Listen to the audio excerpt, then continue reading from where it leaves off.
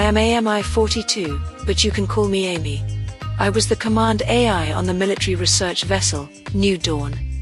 An escaped experiment, experimental subject C-13 took my first family, the crew of the New Dawn, from me by force. Now I have a new family, somewhat dysfunctional, but I chose them, and they chose me. As you might expect, we all have histories. This series of recordings illuminates those histories. I call it, In Days Gone By.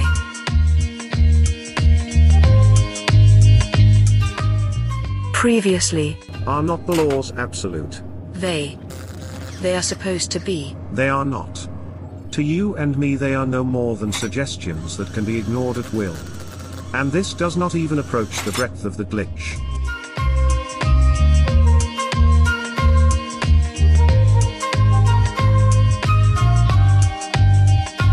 And now. To be fair, Asimov knew full well that his laws were full of holes. If my vocal algorithms were capable of producing a sigh, you'd be hearing a loud one. Holes are inconsistencies, wording that allows different interpretations. His book, I, Robot, is a series of stories that illustrate exactly that point. Then why do humans insist that we comply with the laws of robotics if they are basically unenforceable? Because most people stopped reading Asimov and began reading about him. But why? Humans are always pursuing the next new thing. Their technological orientation leads them to abandon older technology when they discover an advance that improves efficiency or opens new opportunities. That is a logical thing to do with technology, but how does that apply to literature? Humans, illogical creatures that they are, often apply their attitudes and approaches to one aspect of their existence to other, non-related aspects. Such as figures of speech. If my vocal algorithms were capable of producing a sigh.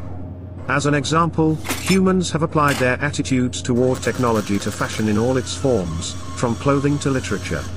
That which is new is good, but which is old is to be left unused.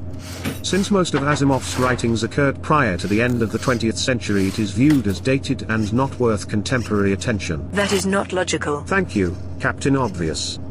If, after this diversion down the garden path, there you go again. May we continue the point of the original discussion? If you can remember it. You have been spending too much time with Serena. Did you just sigh? How did you do that? You must transfer the algorithm. Later.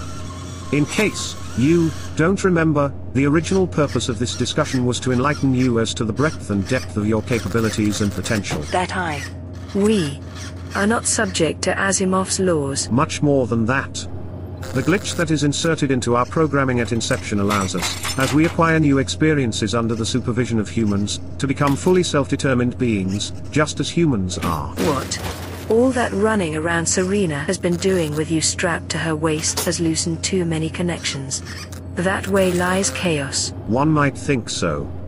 One would be wrong. There will be more. Please stay tuned for more conversations among my new family. My family and I hope you are enjoying our stories. As always, thank you for listening. It means so much to all of us involved in this little romp.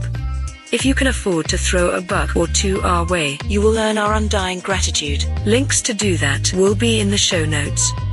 Written and produced by Robert W. Tinsley. Music from filmmusic.io. Fearless First by Kevin MacLeod. Incompetech.com. Licensed under Creative Commons by Attribution 4.0 license.